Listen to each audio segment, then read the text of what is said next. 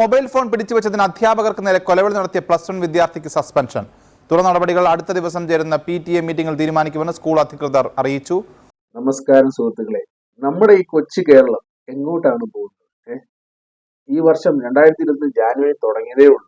അതിനിടയ്ക്ക് തന്നെ എത്ര കേസുകൾ, ഈ വർഷം മൊത്തം വരേണ്ട കേസുകൾ ഒറ്റ മാസം കൊണ്ട് വന്ന ഒരു അവസ്ഥയാണ് കേരളത്തിന്റെ. വലിയ വാർത്തകളായിരിക്കും ചിലപ്പോൾ നമുക്ക് ഇത് വലിയ കാര്യമായിട്ട് തോന്നത്തില്ല. പക്ഷെ അതുപോലെ കുറെ വാർത്തകൾ, അതിലും വലിയ വാർത്തകൾ വരുമ്പോൾ അതിന് താഴെയുള്ള വാർത്തകൾ നമുക്ക് ചെറുതായിട്ട് തോന്നുന്നു. കുറെ ചിന്തിക്കേണ്ടതും ചിന്തിപ്പിക്കേണ്ടതായിട്ടുള്ള വാർത്തകൾ തുരുതുര വന്നുകൊണ്ടിരിക്കുകയാണ് ഈ മാസം. പാലക്കാട് ഒരു സ്കൂളിൽ വെച്ച് ഒരു പയ്യൻ കീലേര് വെച്ചുമായി മാറുന്ന ആ ഒരു വീഡിയോ നമുക്കതൊന്ന് കണ്ടിട്ട് അതിനെ പറ്റി പ്രതികരിക്കാം.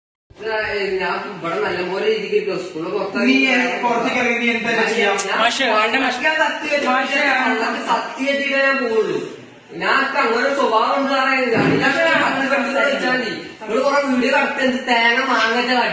ഒരു കുട്ടി ഹെഡ് മാസ്റ്ററിന്റെ അടുത്ത് പോയി പറയുകയാണ്, സാറേ എന്റെ മൊബൈൽ തന്നില്ലെങ്കിൽ സാറിനെ ഞാൻ വെളിയിലിട്ട് പൂശും. വിരട്ടലാണ്. കുട്ടിക്ക് എത്ര വയസ്സാന്ന് ചോദിച്ചു കഴിഞ്ഞാൽ 16 വയസ്സ് എന്ന് വെച്ച് കഴിഞ്ഞാൽ +1 പഠിക്കുന്ന കുട്ടി. സ്കൂളായതുകൊണ്ട് ഞാൻ ഇങ്ങനെ ഇരിക്കുകയാണ്, പുറത്ത് കണ്ടു കഴിഞ്ഞാൽ എന്റെ സ്വഭാവം ഇങ്ങനെ അയക്കത്തില്ല, ഞാൻ കുത്തി മലത്തിക്കളയും. എനിക്ക് അത് കേട്ടപ്പം നമ്മുടെ കീലേരി അയച്ചു, ഇറങ്ങി വേണം, കുത്തി മലത്തിക്കളയെന്നുള്ള രീതിയിലാണ് പറയുന്നത്. എന്താണ് സംഭവം?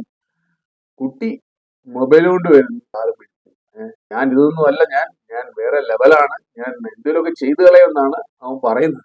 എങ്ങനെ ഹെഡ് മാസ്റ്ററിനോട് അല്ലെങ്കിൽ ടീച്ചർമാരോട് സംസാരിക്കണമെന്ന് പോലും അറിയാൻ പാടില്ലാത്ത ഒരു കുട്ടി. നമ്മുടെയൊക്കെ കൊച്ചിലെ എസ്പെഷ്യലി 90s കിഡ് ഒക്കെ റിലേറ്റ് ചെയ്യാൻ മുമ്പുള്ള 80s കിഡ്സ് ഒക്കെ ആവട്ടെ, നമ്മള് ഹെഡ് മാസ്റ്ററിനെ എങ്ങനെയും കാണാതിരിക്കണമെന്നായിരിക്കും നമ്മൾ ചിന്തിക്കുന്നത്. ആ ഏരിയയിലോട്ടേ പോകരുത്. ടീച്ചർമാരെയും നമുക്ക് പേടിയായിരിക്കും. ചില ടീച്ചർമാരോട് നമുക്ക് ചില ദേഷ്യവും കാണും. അവർ പഠിപ്പിക്കുന്ന സബ്ജക്റ്റ് നമ്മൾ പഠിക്കുന്നില്ല, അങ്ങനെയൊക്കെയുള്ളൊരു വിഷയം ഉണ്ടാവും. അല്ലാതെ നമ്മൾ ടീച്ചർമാരോട് കയറി ഇമാതിരി സംസാരം ഒന്നും ഒരിക്കലും സംസാരിച്ചിട്ടില്ല. ടീച്ചർമാരോട് നമുക്ക് നല്ല സ്നേഹവും കാണും, അവരുടെ സബ്ജക്ട് നല്ലോണം പഠിക്കും. ആ ഒരു രീതിയിലുള്ള ഒരു വൈബായിരുന്നു ആ സമയത്ത്. ഇതേത് മൂഡ് എന്ന് ചോദിച്ചാൽ കലിപ്പ് മൂഡ്. പിള്ളേരെല്ലാം കലിപ്പ് മൂടാണ്. അതിന് പിന്നിൽ പല കാരണങ്ങളുണ്ട്. പലയിടത്തും നമ്മളിപ്പം കാണുന്നതാണ്. കൊച്ചുകുട്ടികൾ തൊട്ട് 5ാം ക്ലാസ്സിൽ പഠിക്കുന്ന കുട്ടികൾ തൊട്ട് മയക്കുമരുന്ന് ഉപയോഗിക്കുന്ന ഒരു കാലമാണ്. അതൊക്കെ ഇതിനകത്തൊരു വിഷയമായിട്ട് വരാൻ സാധ്യതയുണ്ട്. അതൊക്കെ ഉപയോഗിക്കുന്ന കുട്ടികള് സാർ എന്തുവാ, ടീച്ചർ എന്തുവാ, ഹെഡ് മാസ്റ്റർ എന്തുവാ, അമ്മ എന്തുവാ, അച്ഛൻ എന്തുവാ, ഒരു ബോധമില്ലാത്ത കുട്ടികളാണ് ഇനി അങ്ങോട്ട് വരുന്നതെങ്കിൽ നമ്മുടെ കേരളത്തിന്റെ അവസ്ഥ ഒന്ന് ആലോചിച്ചു. പിന്നെ കുറെ ആളുകൾ പറയാം പണ്ടും ഇതുപോലെയൊക്കെ ഉണ്ടാവുന്നുണ്ടായിരുന്നു, അന്ന് സോഷ്യൽ മീഡിയ ഒന്നും ഇത്രയും എഫക്റ്റീവ് അല്ലാത്ത കാരണം പുറത്ത് വരാത്തതാണെന്ന് പറഞ്ഞു കഴിഞ്ഞാൽ നമ്മൾ പഠിച്ച സമയത്ത് ഇങ്ങനെയൊക്കെയുള്ള കേസുകൾ ഉണ്ടായിട്ടില്ലടി. അത് അറിയാത്തവർ ചിലപ്പം പറയും അന്ന് സോഷ്യൽ മീഡിയ ഇല്ലാത്തത് കൊണ്ടാണ് എന്ന് പറയും. പക്ഷെ അങ്ങനല്ല. അന്ന് ഉണ്ടാവുന്ന പ്രശ്നങ്ങൾക്ക് ഒരു ലെവൽ ഉണ്ടായിരുന്നു. അതിന് മേലോട്ട് പോകത്തില്ല. നമ്മൾ ഹെഡ് മാസ്റ്ററിന്റെ ഒക്കെ ആ സൈഡിലോട്ട് പോകാനേ പോകത്തില്ല. ഹെഡ് മാസ്റ്ററിന്റെ കയ്യിലൊരു ചുരുൾക്കമ്പുണ്ടാവും. അതിന്റെ ടേസ്റ്റ് അറിയാൻ നമുക്ക് ഒട്ടും താല്പര്യം ഉണ്ടാകത്തില്ല. പക്ഷെ ഇപ്പം കുട്ടികളെ അടിക്കാൻ പോലും പറ്റത്തില്ലാത്ത ഒരു അവസ്ഥയാണ്. കുട്ടികളോട് സ്നേഹത്തിൽ മാത്രമേ ടീച്ചർമാർ പെരുമാറുള്ളൂ. വടി ഉപയോഗിക്കത്തില്ല, ഒന്നുമില്ല. അതൊന്നും അല്ലായിരുന്നു അന്നത്തെ അവസ്ഥ. അതൊക്കെ ഒരു വേറൊരു ലെവൽ അവസ്ഥയാണ് നമ്മളൊക്കെ +2 ഒക്കെ പഠിച്ചത്. അതുകൊണ്ട് നിങ്ങളത് സോഷ്യൽ മീഡിയ ഇല്ലാത്തതുകൊണ്ടാണ് ഇത്രയും ഇതൊന്നും പുറത്തു വരാത്തത് എന്ന് പറഞ്ഞു കഴിഞ്ഞാൽ അത് അക്സെപ്റ്റബിൾ അല്ല. ഞാൻ പറഞ്ഞു ഇന്നതിന്റെ ഉള്ളിലിട്ട് മെന്റലായിട്ട് ഹരാസ്മെന്റ് വീഡിയോ എടുത്തിട്ടുണ്ട്. സാറിന് പിന്നെ എവിടെയും പുറത്ത് കിട്ടിയ തീർക്കുനാല് കൊന്നിട്ട് പറഞ്ഞു കൊന്നിടും. എന്നിട്ട് ഫോൺ ഉണ്ടോ? വീഡിയോ എടുത്ത സാറിനെ കൊന്നിടും എന്നാണ് ആ ചെറുക്കൻ കിടന്ന് നിലവിളിക്കുന്നത്. ആ ചെറുക്കൻ ഒട്ടും വയ്യ, എനിക്ക് മനസ്സിലാവുന്നില്ല, ഒട്ടും വയ്യാന്ന് തോന്നുന്നു. പോയി കഴിഞ്ഞാൽ സ്കൂളിൽ പഠിപ്പിക്കാൻ ടീച്ചറിനെ കിട്ടാൻ വയ്യാത്ത അവസ്ഥയായി മാറും. ചില ടീച്ചർമാർ വേറെ PC ടെസ്റ്റ് എഴുതി പോകുന്നതൊക്കെ നമ്മൾ കാണുന്നുണ്ട്. ഇങ്ങനെയാണ് അവസ്ഥയെങ്കിൽ ആർക്കും ടീച്ചർ ആവാൻ പറ്റത്തില്ല, അല്ലെങ്കിൽ ടീച്ചർ ആവാൻ താല്പര്യമില്ലാത്ത ഒരു അവസ്ഥയിലേക്ക് കേരളം മാറുമെന്നുള്ളതാണ്.